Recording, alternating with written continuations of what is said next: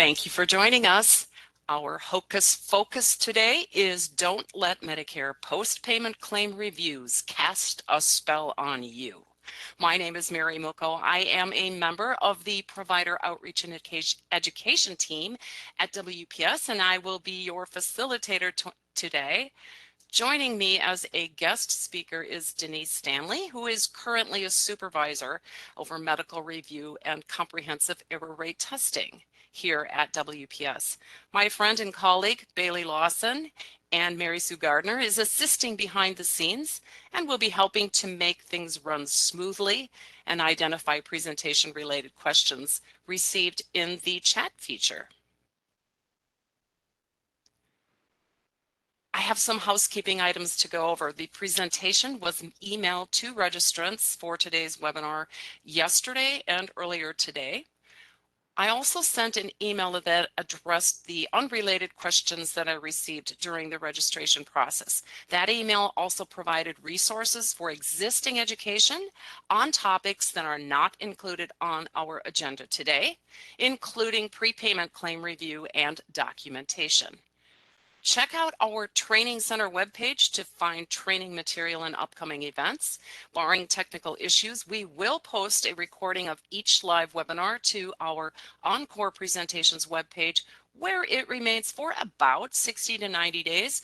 We also post presentations for each webinar to our YouTube channel, where it remains as long as the information remains current or until we otherwise determine a need to remove the video. Bailey has placed a link to our live events, Encore Presentations, and YouTube channel into the chat. Now, if you have questions, please add them to the chat.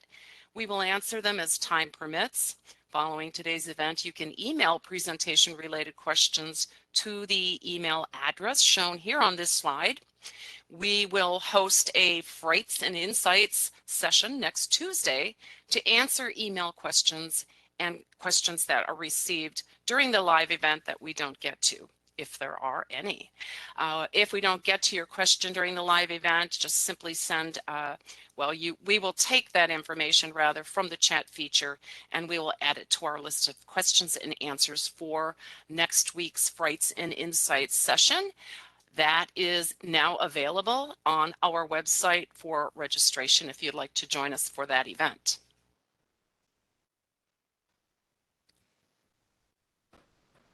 Here is a disclaimer that we include in all our live presentation, and this information given today is as up-to-date and accurate as I could make it, but it is subject to change.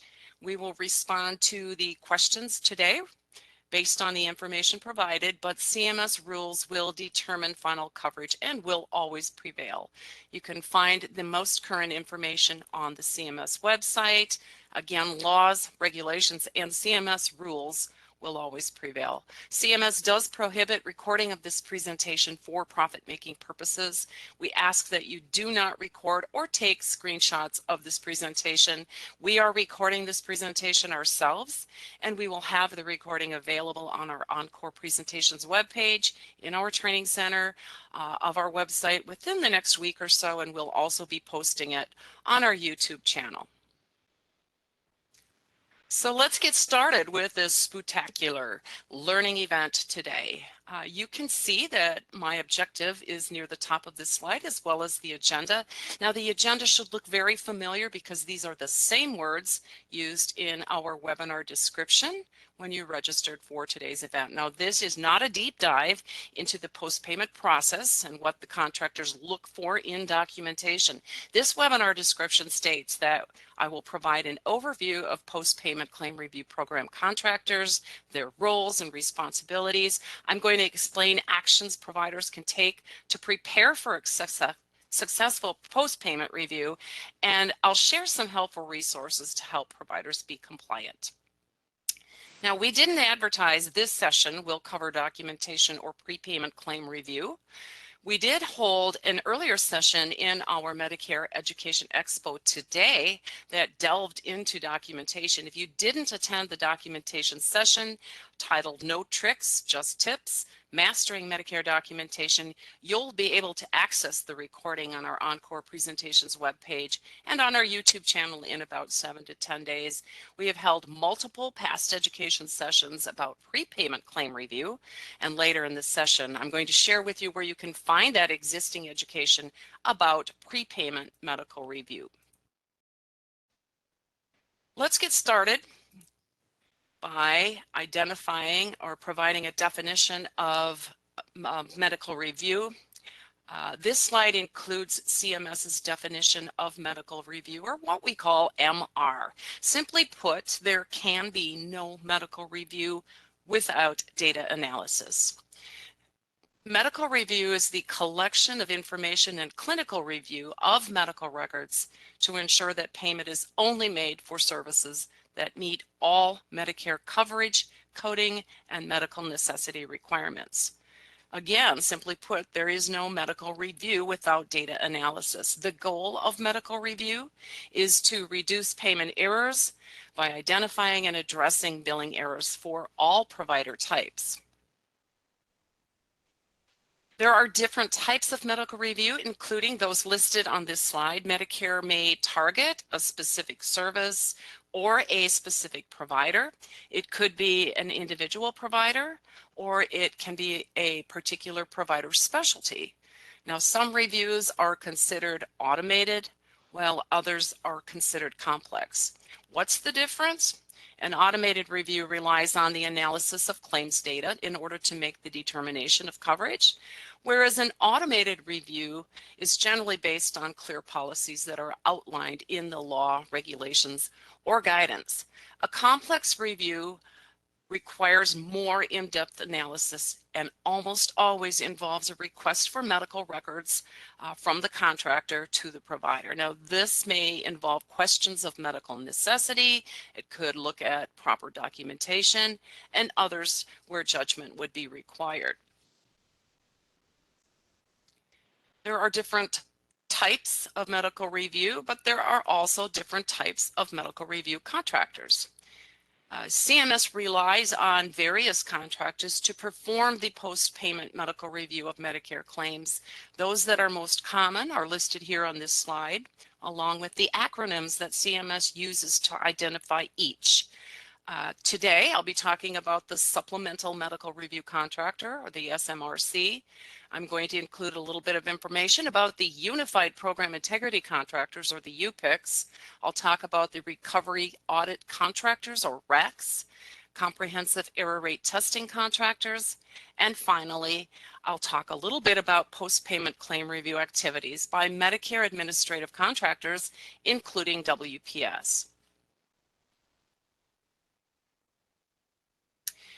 Now, to make it easy to find the contractor contact information, CMS makes available an interactive review contractor directory interactive map.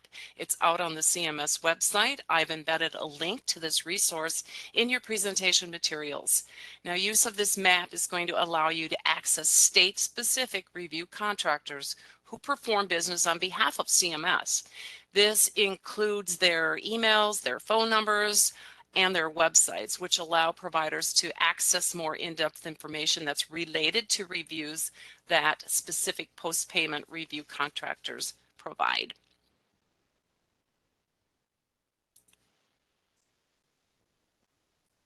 To make it easy, there is the map, but we are going to begin now by talking about the SMRC, the Supplemental Medical Review Contractor. The Supplemental Medical Review Contractor, or the SMRC, is a private healthcare insurer that is contracted by CMS to conduct nationwide medical reviews at CMS's request. The name of that contractor is Noridian Healthcare Solutions. I've embedded a link to their website on this slide. CMS focuses on various previously identified Medicare program vulnerabilities when choosing topics for this contractor's review. Because of the centralized resources that are available to the SMRC, they are able to render MR in large volumes in a more expeditious and consistent manner. So in addition to these reviews, CMS may ask the SMRC to carry out other special projects. Here are some SMRC issues. Most of their issues are those, as I mentioned, identified by CMS analysis of data. Other issues come from CERT review findings, professional organizations, and other federal government agencies, including, for example, the Office of Inspector General, known as OIG, and the General Accountability Office, or the GAO.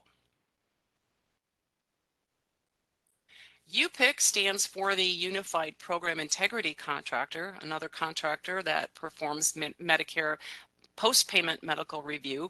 Then the primary goal of this contractor, the UPIC, is to investigate instances of fraud, waste, and abuse in Medicare or Medicare claims. They also initiate prevention activities in both of those programs. Now, as you can see on the final bullet of this slide, CMS has actually combined and integrated various functions that were previously performed by multiple kinds of review contractors in that of the UPIC. So it's not unusual to hear people call the UPIC by one of these other names. The Zone Program Integrity Contractor, Program Safeguard Contractor, Medicaid Integrity Contractor. Some people often refer to any one of these as the UPIC, but now known as the UPIC. There are 5 UPIC jurisdictions for which CMS has awarded contracts, and there are currently 3 contractors that serve as the UPIC in those 5 jurisdictions. Now, I've embedded links to each contractor so you can access more information for your respective UPIC. There's the Western UPIC and Southwestern UPIC. There is the Midwestern UPIC and also the Northeastern UPIC and Southeastern UPIC. The names of those contractors that serve as the UPIC are here on this slide for you. And again, I've embedded those links so that you can access more in-depth information about your specific or respective UPIC. Next up in today's presentation is the Recovery Auditor, or the RAC. This is another post-payment claim review contractor. They do reviews for Medicare claims. This contractor is tasked with the detection and collection of overpayments and the identification of underpayments. So as you can see in the final bullet, RAC findings help CMS put into effect actions to prevent future improper program payments. One of the CMS requirements for RACs that sets them apart from some of the other post-payment review contractors is that their issues must be submitted to CMS for approval. And once approved, the RAC posts the CMS approved issues on their website. So when viewing the list of approved issues on each RAC's website, you will find the issue name, number for the review type, I talked about those earlier, provider types, the state, and other details. You can also see the date that CMS approved that particular issue for audit. Now, one example of the details is a description for a complex review of inpatient hospital or outpatient hospital, ASC, and professional services that would include claims with a claim paid date less than 3 years prior to the additional documentation request or the ADR letter. This is the type of information that you're going to find in those lists of approved issues, you know, the name, the number, the provider type, and so on and so forth. Now, we tend to receive many questions about the RAC activities, and we have provided many previous educational sessions about the RAC responsibilities, their role, and the RAC process itself, something that we're not delving into in today's webinar. But we've hosted a 3-part webinar series by the Region 1 and Region 2 Recovery Audit Contractor back in 2024. You can find the recordings of these on our YouTube channel. This webinar today was advertised to provide an overview, but you're going to find a lot more in-depth information in that existing WPS education about RAC. Now, if you're seeing, if you are seeking rather those in-depth details, take a look at those YouTube videos. They are out on our YouTube channel, and I've asked Bailey to place the link to those 3 YouTube channels into the chat. This map shows those 5 RAC regions and the names of the REC contractors. You can find more details by using the embedded link and then selecting the RAC region of your choice.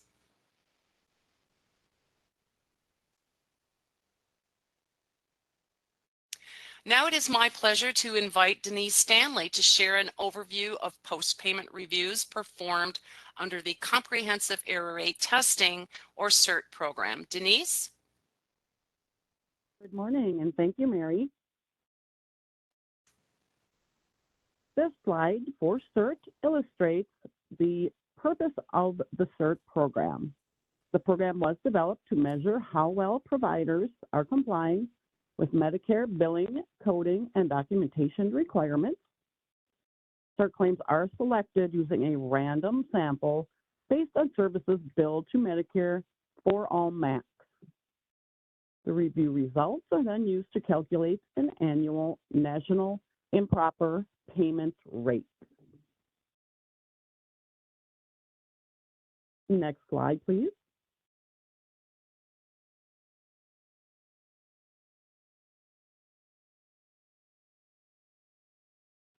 So there are 2 CERT contractors authorized to run the program for CMS. They perform 2 very different aspects of the program. The Search Review Contractor, or CRC, handles the record request and performs the medical record review, while the Search Statistical Contractor, or CRC, ensures the valid random statistical sampling and produces the annual error rate. Next slide, please. This slide highlights the categories for the most common CERT review findings upon review of the medical documentation. By far, the most common category of these is insufficient documentation. This means that documentation was submitted by the provider, but it lacked 1 or more required elements for Medicare payment. No documentation or no response to the CERT letters is also a common finding. So it is very important for providers to have an internal system in place to process these requests timely. To help providers stay up to date, as noted on this slide, we do have a CERT lookup tool on our WPS website. This on-demand tool does not require login to our portal, and you only need the CERT identification number, or CID, to obtain results. Next slide, please.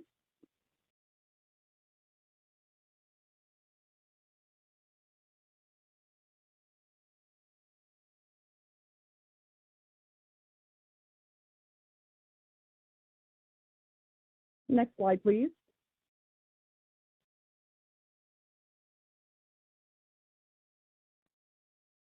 Oh, Denise, I'm showing the CMS CERT webpage is up right now. Okay, Does that work? apologies. Okay. Thank you. No worries. Thank you. Okay, so CMS does have a CERT web page. They provide very detailed information for the CERT program. They provide annual reports that contain the combined MAC review findings. When I spoke about the error rate, they break down that error rate into many various categories. These reports are quite extensive and drill down to errors by service type, provider type, and error category, and many more. A lot of information is found on this website, including a summary of the CERT program as well. Next slide, please.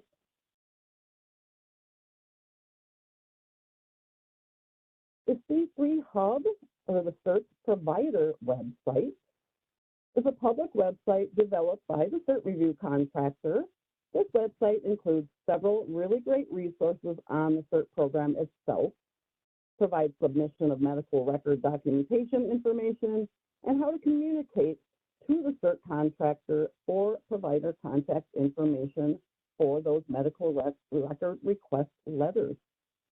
There's also a basic claim status search tool. You will also be able to get your status of your CERT review. It will not provide as much information as the WPS status tool, but it will tell you the status of the review. Next slide, please.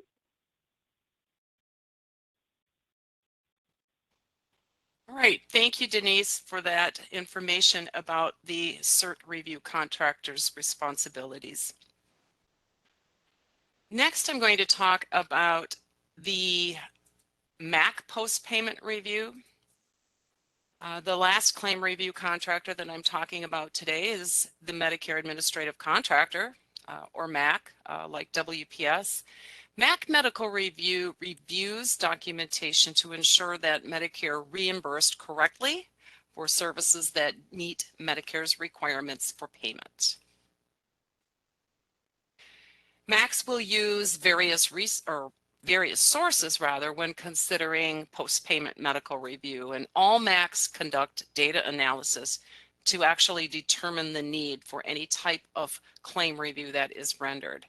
Like other medical review contractors, the MACs will also use other external sources of data to determine findings that are indicative of a potential Medicare trust fund vulnerability.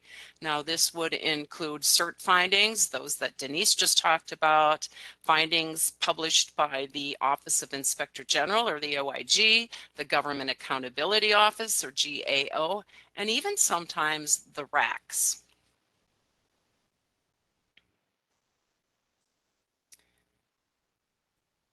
The TPE, Targeted Probe and Educate process, is one that can be done on a pre or post-payment basis. While some MACs are conducting post-payment Targeted Probe and Educate, WPS Medical Review currently reviews claims only on a prepayment basis. Now, TPE reviews specifically target services that have the highest potential for errors. MACs will also focus on providers who have the most potential for errors due to the aberrancies noted when analyzing their denial rates and unusual billing practices. Talk about that process itself. And remember, the TPE process can be prepayment or postpayment. WPS renders this on a prepayment basis. This summarizes that process for both the pre and post-payment review. There are 3 rounds of pre or post-payment review with education. CMS allows WPS to determine the type of review. These are done at WPS on only a prepayment basis. Other contractors may do them both on a pre and post-payment basis, or on post-payment basis like WPS. Now, when the provider or facility reaches an acceptable error rate, medical review is going to remove them from further review. Now, if a high denial rate continues, WPS would refer the provider and results to CMS. When referral to CMS occurs, there are choices that CMS considers. They're listed here on this slide. CMS may ask the MAC to complete a 4th round of Targeted Probe and Educate, or make a referral to the UPIC, or maybe even the RAC. CMS may also suggest extrapolation. To extrapolate is to estimate any over or underpayment by assuming that existing trends will continue or a current method will remain applicable. Now remember, WPS uses TPE only on a prepayment review basis. If you are seeking in-depth details on the prepayment TPE review process, I do recommend that you check out the Targeted Probe and Educate playlist on the WPS YouTube channel. There are currently over 40 videos available, and I've asked Bailey to place the link to that playlist into the chat. Now, many of the pre-submitted questions that we received during registration for this webinar were those asking for advice on how to prepare for a review, or what are tips to assure compliance with Medicare for post-payment reviews. These are steps that you can take to prepare for a review and assure compliance with Medicare rules. This begins with having a plan in place should your claim be selected for post-payment review. Now, consider all the suggestions on this slide. Have that plan in place. Who's going to handle those review requests or those requests for documentation that are coming from that post-payment medical review contractor? Assign those responsibilities to a specific department or a job title within your organization. Make certain that you're educating all effective departments on what to expect if your claim is selected for review. Of course, you'll need to code correctly and document correctly. Again, earlier today, we had a session about documentation.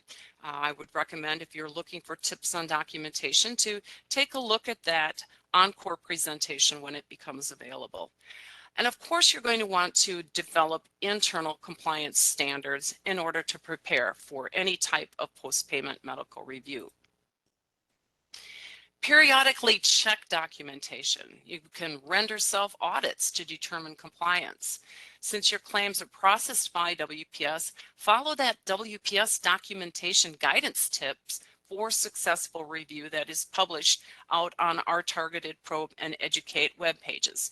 While I realize that currently we are rendering only prepayment TPEs, the process for review is much the same as for post-payment review. Getting ready for a review or preparing for a review is the same. The only difference, of course, would be that when a review is done on a prepayment basis, there's no payment that's made sent out to the provider if there is an error found, as opposed to on a post-payment review basis, where we would need to recover any payment that was made inappropriately or issue a payment that was the payment for something that was underpaid. So for each type of TPE that we conduct, we do offer these documentation guidance tip for successful review on our website. So even though I'm focusing today on post-payment, you can take a look at those tips for successful review because they apply to both pre and post-payment reviews. Now, if you verify potential errors, take steps to correct them. Start that process.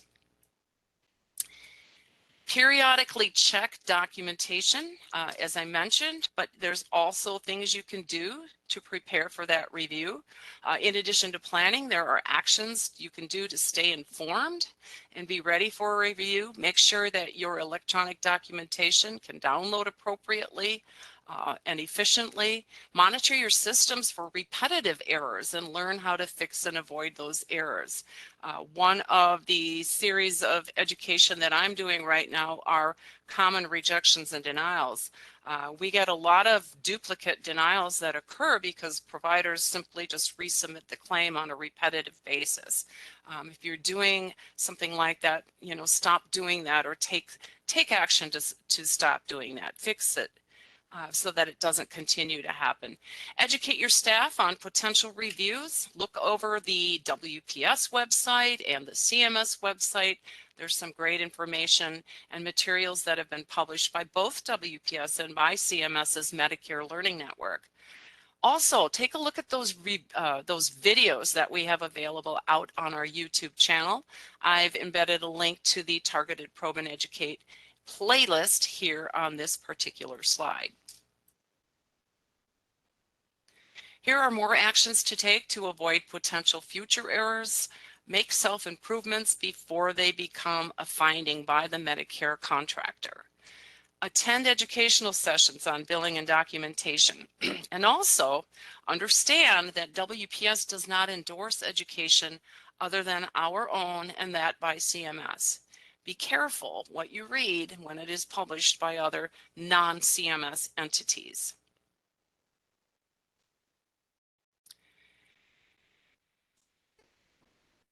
Finally, another action to prepare for a review is to check out the multiple links on our Medicare Review Guides and Resources webpage.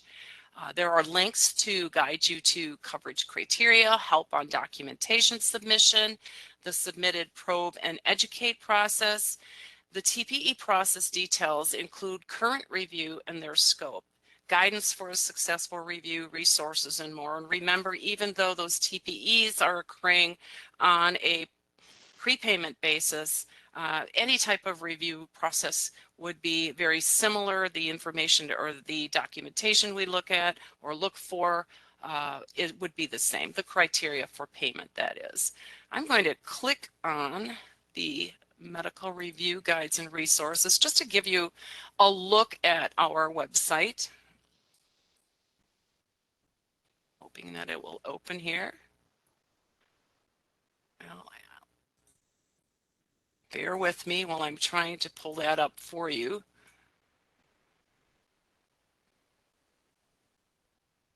All right. Well, let me start from the beginning and give you a demonstration here for those of you that might be unfamiliar with this.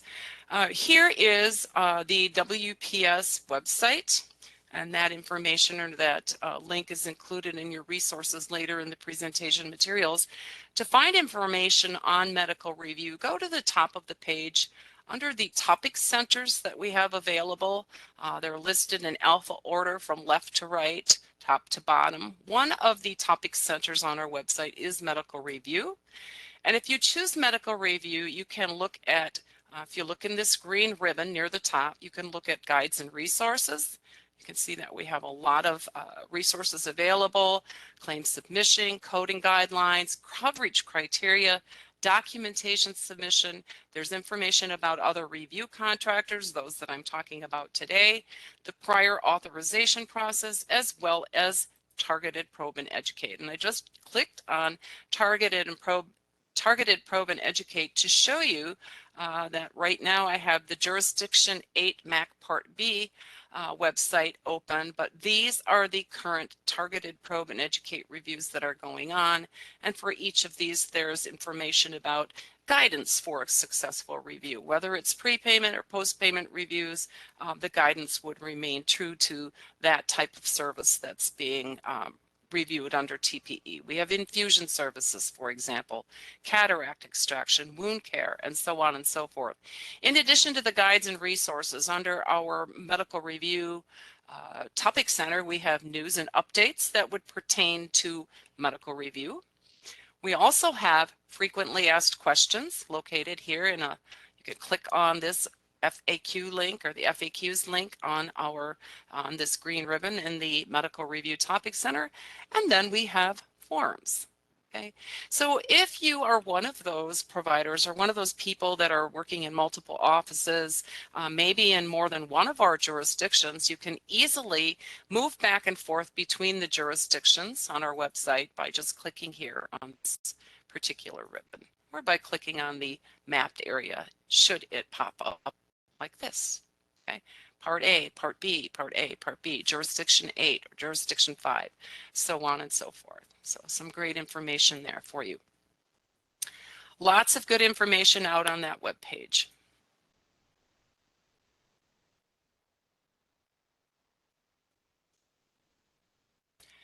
All right, let's talk about some other resources that are available that speak to these post-payment review, Medicare medical review, claim review contractors, rather. Getting myself ahead here. All right. Here are a couple resources that I thought would be helpful to you to help you be compliant with Medicare requirements. I've included links to Title 18 of the Social Security Act and also the Code of Federal Regulations. CMS and WPS publish policies to define coverage for items and services. One of the questions I received when you registered for this particular webinar today was, how do we know which CPTs are covered and which CPTs aren't? We do have on our website a tool, code lookup, an LCD code lookup tool. just a second and I'll pull that up. Bear with me, pulling that information up here on our website. I just want to show you really quickly, there is a code look tool available on our website where you can choose to look up a specific code. Just type your code in, your title or definition, choose whether you want to look up an LCD or article. An article is the companion article to that local coverage determination. And of course, you can also look up or search in national coverage determinations as well. Just put your code, title, or definition here in the search tool, and I'll show you in just a little bit how you can search the CMS Medicare coverage database as well. That's one way you can tell, is there a particular, is there coverage guidance for a particular CPT? You can check to see if that CPT is part of, and it's actually not going to be included in the LCD itself, but it would be in the companion article that is related to a particular local coverage determination. There will be lists of CPT codes and payable or non-payable diagnoses in that article. That is the companion article to a local coverage determination. So there are local coverage determinations, there are those local coverage articles that are the companion to the local coverage determination. Remember, local coverage determinations, or LCDs, are written in the absence of a national coverage policy. Items or services may be covered at the discretion of the MAC. Remember, there are no codes within the LCD itself. Those codes would be included, both procedure codes and diagnosis codes, in the local coverage articles. There are also national coverage determinations that are developed by CMS, and they apply across all MAC jurisdictions.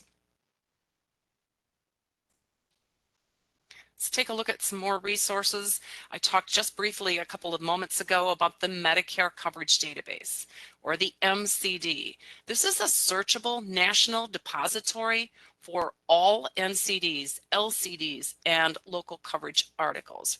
Remember that local policy only applies in the jurisdiction for the contractor that published the local policy. CMS has published a Medicare Learning Network, or MLN, educational tool that's titled How to Use the Medicare Coverage Database that users will find helpful when searching the MCD. There are 2 videos out on our YouTube channel that will also help you navigate and use this helpful resource. I've asked Bailey to place the links in the chat. Now, speaking of policy, one pre-submitted question we received is whether a Medicare Advantage plan must follow Medicare rules. And the answer is that MA plans have to offer the same basic coverage as traditional, or what we call original Medicare, but they can often cover, or they can and they often do cover more items or services than traditional or original Medicare. Now, some payment rules will apply. The rules will differ and the fee schedules may be different. However, Medicare Advantage plans must follow the local coverage determinations that are published by MACs for beneficiaries in their respective states. So MA plans do have to follow Medicare rules. They have to follow the local coverage determinations by that MAC in the respective state, but some of their payment rules are going to differ. That's a very often asked question. Here are links to CMS manuals that provide medical review guidance. The medical review process is found mainly in the last one, the Medicare Program Integrity Manual. It's also sometimes referred to as Internet Only Manual Publication 100-08. If you go to the CMS website, a quick way to find those manuals, if you're looking for some other than those that I've linked here, is to, going there, pulling it open again, bear with me, is to go to the CMS webpage, which I happen to have bookmarked, or is in my favorites rather, and you look at the CMS webpage. This is the home page, and if you scroll down the home page, you will see right here, manuals, forms, and transmittals. There's a drop-down menu, and one of them is the Internet Only Manuals. So that will bring you to a list of all of the manuals that you can find and choose from if you are wanting to view those CMS directions. More WPS resources coming up next. This is one that I wanted to include because it does really, it covers something that was asked often about in during the registration process, in those questions or those pre-submitted questions that I received. And it was really how to respond to a request for documentation requests. As I mentioned, we're currently not conducting post-payment medical review, but if you want this information as it pertains to prepayment reviews that are conducted by WPS, I really wanted you to know where to find this. So I do want to open it and demonstrate what's in this particular article, resource rather, on our website. Bear with me while it opens. I'll pull it over here. This is really an informative resource and one that you might want to bookmark. This is called Responding to a Medical Review Additional Documentation Request. There is information in here. There's a link to a medical review calculator, and this is a tool that we have on our website that is going to assist you in determining the final date that documentation must be received by. So that is our medical review calculator. This is speaking about steps that you need to take when you do receive or view an ADR letter on our SecureNet access portal. That's the secure side of our website. We also in this resource speak to responding to an ADR letter. There are 5 options for returning documentation to WPS. You can respond to an ADR letter. ADR again is additional documentation request by using our secure portal, WPS Snap, SecureNet Access Portal. This provides additional details. You can respond to a letter by mail. This talks a little bit about mailing that hard copy paper documentation to us, or mailing it to us on a CD or even a DVD. And then of course we provide the medical review addresses as well. And remember, when you're out on our website, you're going to need to pay attention to which jurisdiction you're looking at in order to find the information that you are seeking for your specific state. Now, responding to an ADR letter by fax is also an option for submitting records to WPS. It will be all of the direction you need for that is right here. And then, of course, we also discuss in this resource responding to an ADR letter using electronic submission of medical documentation. Something we call SMED, or CMS calls SMED. There's information about this process out on CMS's website, and we've embedded a link to it here in our particular resource on our website. Now, another question, or some of the questions that I received were, for example, what do we need to include when we send our documentation? That additional documentation request letter is going to tell you what you need to send when you are pulling all of that documentation and returning it to WPS. Now, one thing you need to remember is that documentation that's needed would be in different parts of the record. So you'll need to look in all of the affected areas in order to pull the information in totality to send it to us. Another question I received is, what is too much information? Is it possible for us to submit too much information? And the answer to that is really yes. Look at those ADR letters. Look at what the contractor, not just WPS, but any other post-payment medical review contractor is asking for, and include that information. That is the information needed. You don't need to write a book. You need to, be specific in what you're documenting in the record, and send only those records that the contractor is asking for. You don't need to send volumes of documentation for a review, but you do need to send the information that is being requested by that post-payment medical review contractor. I do want to mention to you that I sent an email out to those folks that registered for this webinar, because I did receive a lot of questions that don't pertain to post-payment medical review. So in that email that I sent out, there are various resources that I provided for you so you can get your hands on that information you need. In many instances, the answer to those questions that don't pertain to what I'm talking about today already exist in other WPS education. So I provided just a great number of resources that are available for you. I also can't answer any claim-specific question or review-specific questions today. But at this time, I can open it up for questions and answers. I do have Mary Sue Gardner, who is assisting me today. She is one of the clinicians in our provider outreach and education, and I want to thank Mary Sue for agreeing to come on today and help with any clinical related questions that I'm unable to answer. So Bailey, are there questions in the chat that we can answer today regarding post-payment medical review?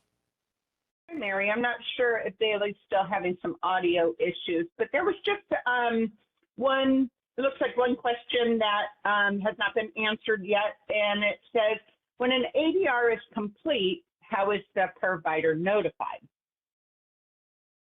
Well, one way to check to see if the ADR has been completed is to use the SecureNet Access Portal. You can track that type of information by using it, and that's what I would recommend to anyone that wants to check if that's been received. And right now, Mary, there are no other unanswered questions in your chat.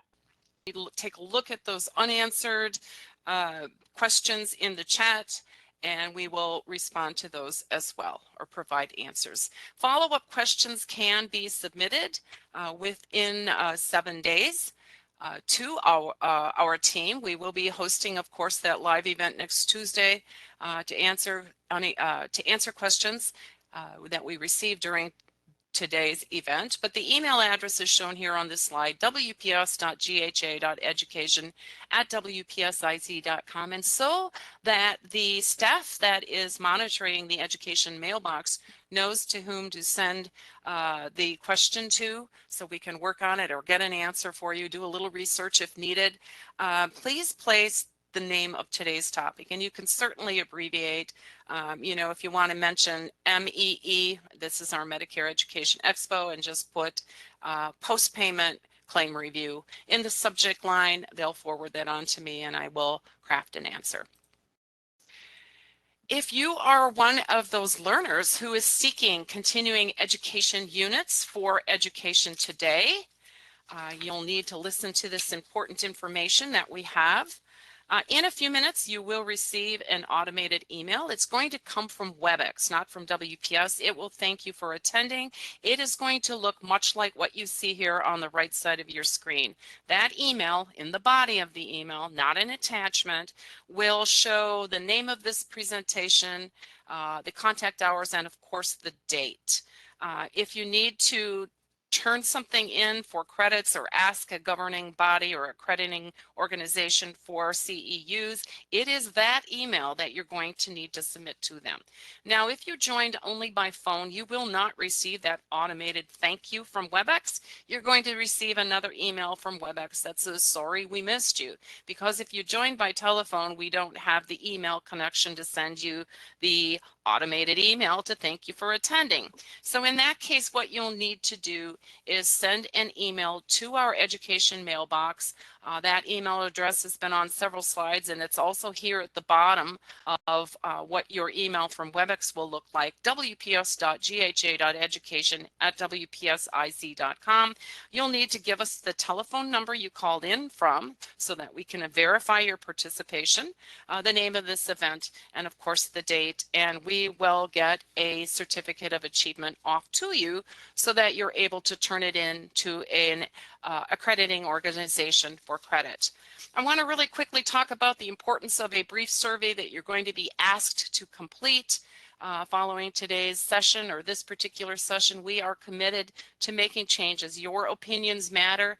We are changing ways we do things. We are making changes to our education based on those survey comments. We've recently added chapters to YouTube videos so that you can move within a video. Let's say it's a 60-minute video, and at minute 37 we talked about resources, and you want to go back to only resources. You don't want to listen to all of that particular video. You can go right to that by using those chapters. It's kind of like a table of contents that we provide in the video description. We've also added training indicators to our descriptions so that you know if the education we provide will pertain to you or was designed with you in mind.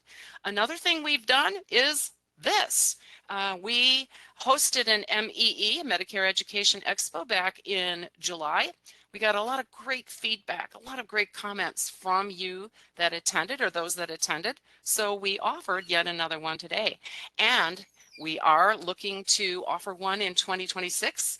We are putting our heads together very soon to come up with a topic or a theme for that day. So perhaps you have something you want to share with us, and you can do that in that particular video. Or excuse me, in that particular survey.